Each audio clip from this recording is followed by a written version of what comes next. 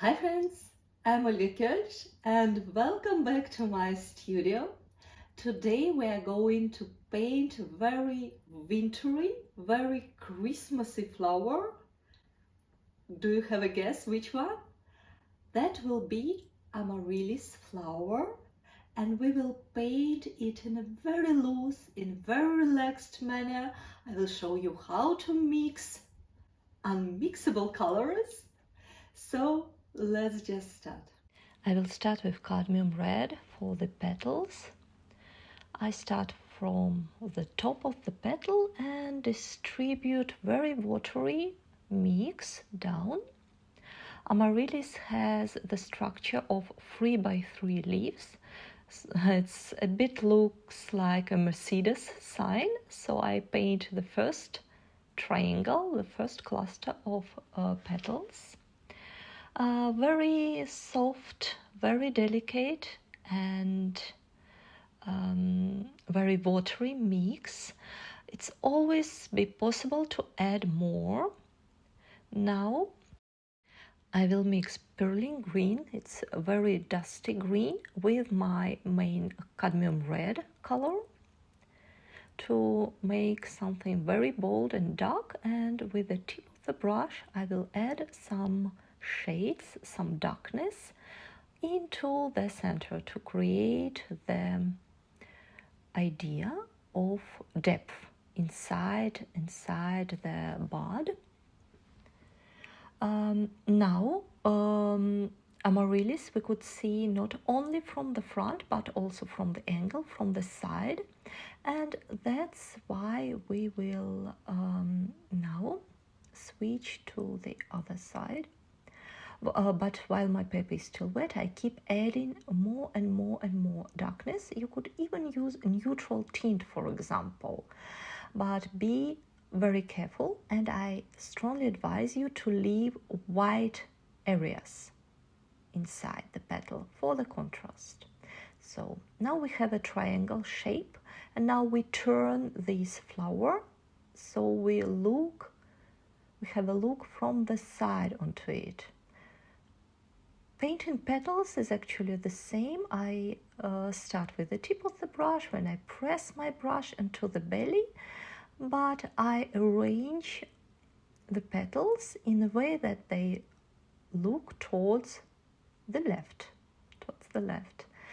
You see, I use very watery red mix, It's always possible to add darkness later on. Now I will add a little bit more of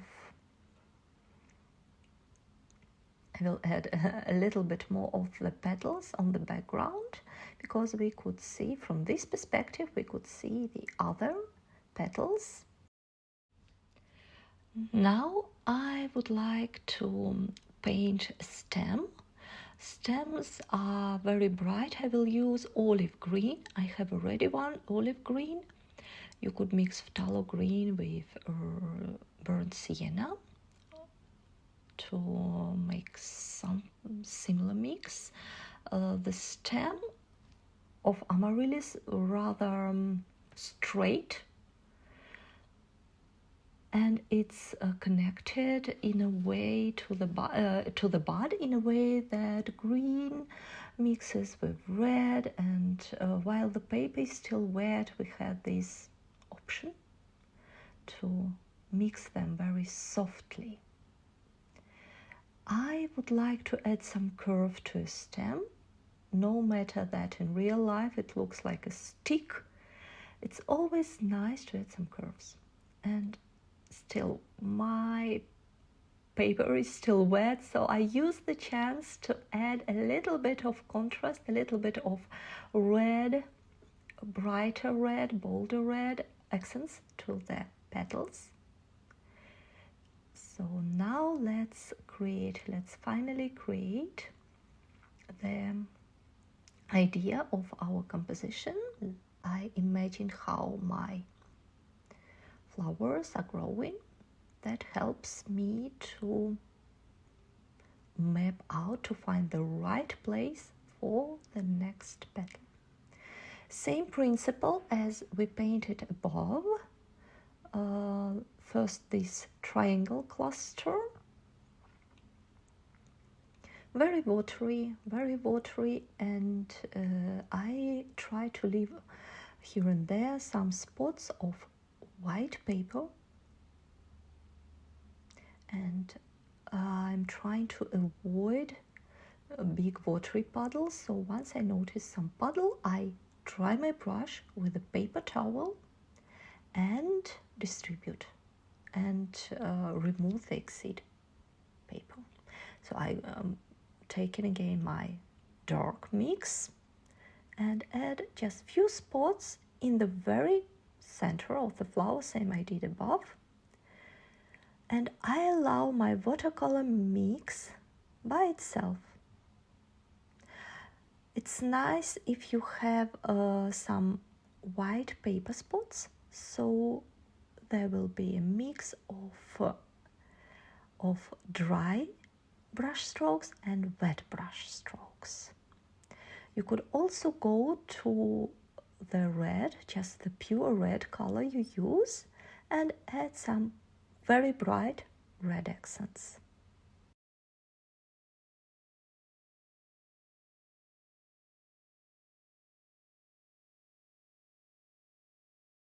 Now I will start to paint the second row of petals. The same Mercedes sign, but shifted. I start with the tip of my brush. I kind of outline the future petals. So you see the technique is a little bit different. Firstly, I outline, and then with clean and damp brush, I soften the edges. I distribute the paint into the middle of the petal, and I try to leave a little bit of white areas anyway in each and every petal. So I'm softening, and it's very important that the middle is dark and all the darkness comes into the middle of this bud. I would like to outline with the tip of the brush and very bold mix on this tip.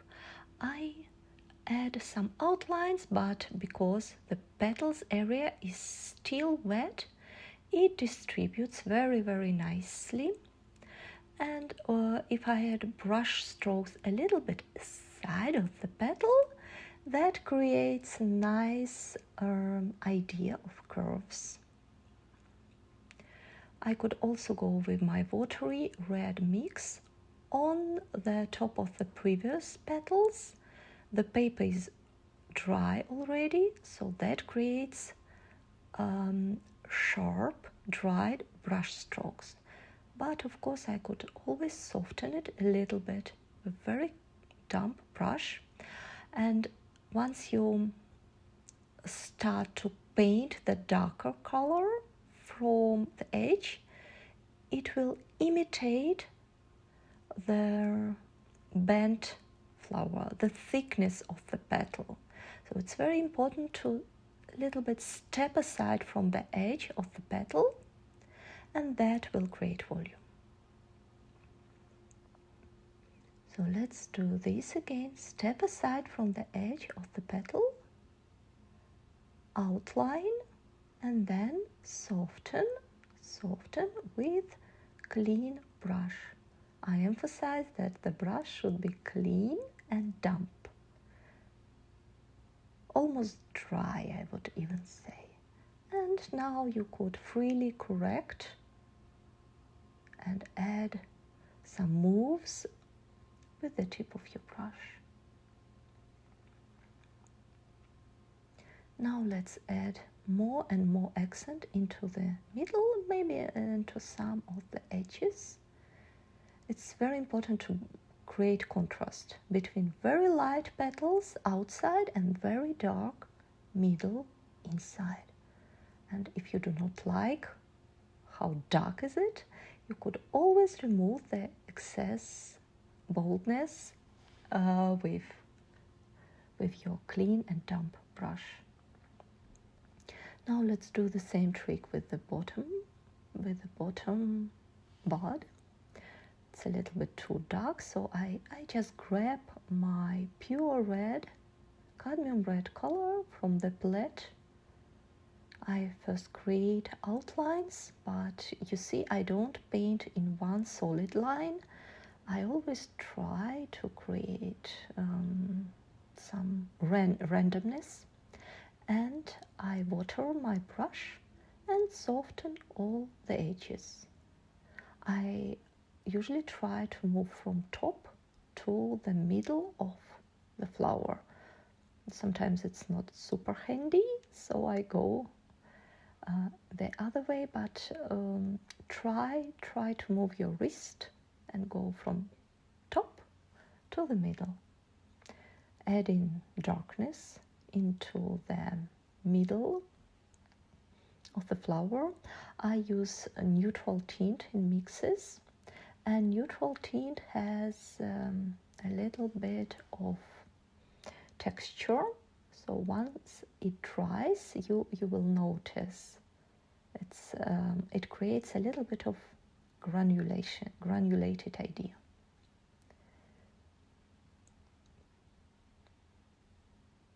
So I'm bravely add black into red mix for a little bit more drama.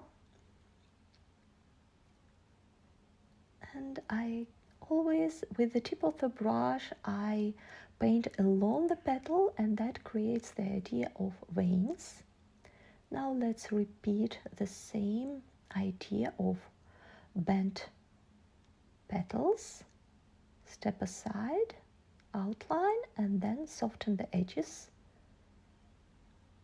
You see how nice the petal looks, and we could clearly imagine how it is bent.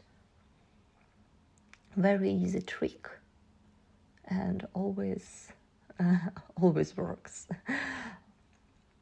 So now let's repeat it once again.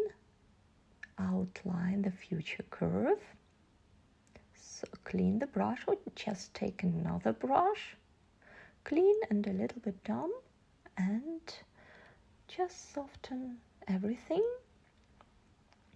Now we have a very cute bent petal. Add a little bit darkness into the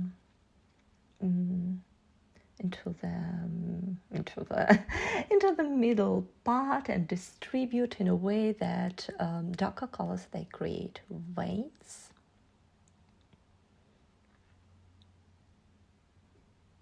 I usually try to paint in one or maximum 2 layers. That creates very soft, delicate idea of the flowers, very crispy. And remember, you could always add darkness into your color, into your flowers, into your painting, and be brave. Sometimes it's a very nice idea to add something right from your palette to make it shine, to make it really shine and bright.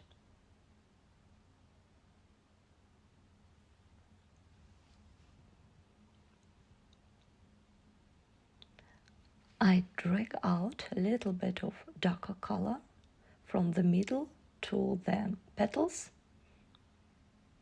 I think I like how it all now looks like. So now we are going to paint stems. Finally, now we combine everything. I use olive green. It will create nice contrast with this dusty red. So I'm again and again I picturing how the stem will go. If that's too complicated to do it like this, it's always a great idea, always a good idea just to draw with a pencil. If that makes you feel more confident, always use pencil.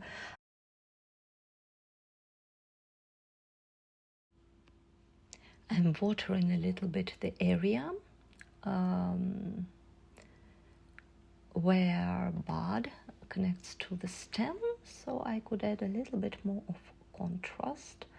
Now I will use just the bold olive green, maybe even with a dot of red to create the shade, because bud creates a shade on the stem. So it's important to emphasize this, so everything will look more organic, realistic in a way. So thinking about shades, it's quite essential when we paint flowers, even in this loose, spontaneous manner. So now let's go back to our aside guy, and to emphasize the front and background petals, I add, with the tip of the brush, I just create the borders between front and background. I use my very diluted red mix, and all in all it creates a very nice move. So I'm just thinking what I would like to paint next. So now I'm checking out how I would like my stamps to go. This one I'm happy about, but this could be a nice idea to add bud, a closed bud, for the purpose of composition. And it's very important that the bud will be sitting on the stem. So if you imagine the line of the stem, it will be another bud.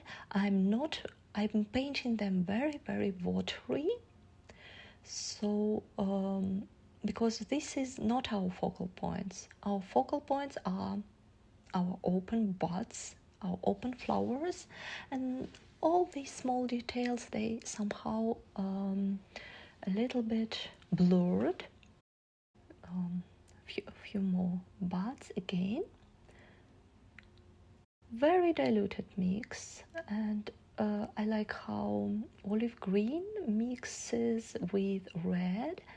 It creates very tender, soft idea of closed bud, and the greenery is very, very fresh. Let me see. Yes, I think I know.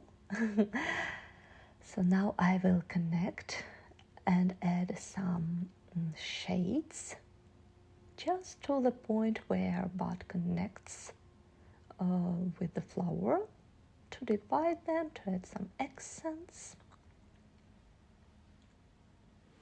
Now I use my very bold mix, and I would like to paint stamens, and stamens, they will look downside. So always I make a lot of hand moves around to check it out. Let's start from the middle with the tip of a smaller brush. Very, very gentle moves. Again, it's not a solid line. No need to paint solid lines. Also, you could just draw it before you start to paint them, if that makes you feel more confident. Just small lines for stamens and bolder dots on the very, very ends. So pollens around, and I would like to make it a little bit more red and brighter for this one. Same thing, I'm mapping it out, and I want them to look into the other direction, to the left. So I move my wrist and I create these moves of stamens into the left side. You see, it's very gentle, I don't go into the details. Same for our side guy. To make your lines more free, hold your brush in about the middle of the handle, and that will make a little bit more spontaneous moves. Let me add some shade to the very bottom of the flower.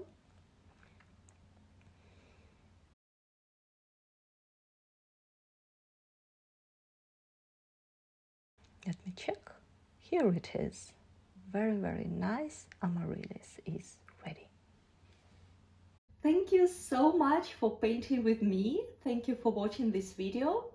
Please let me know in comments which flower or which object you would like to paint next. I'm very curious to read your feedback. I read each and every comment, and I'm looking forward for our next tutorial. See you. Bye bye.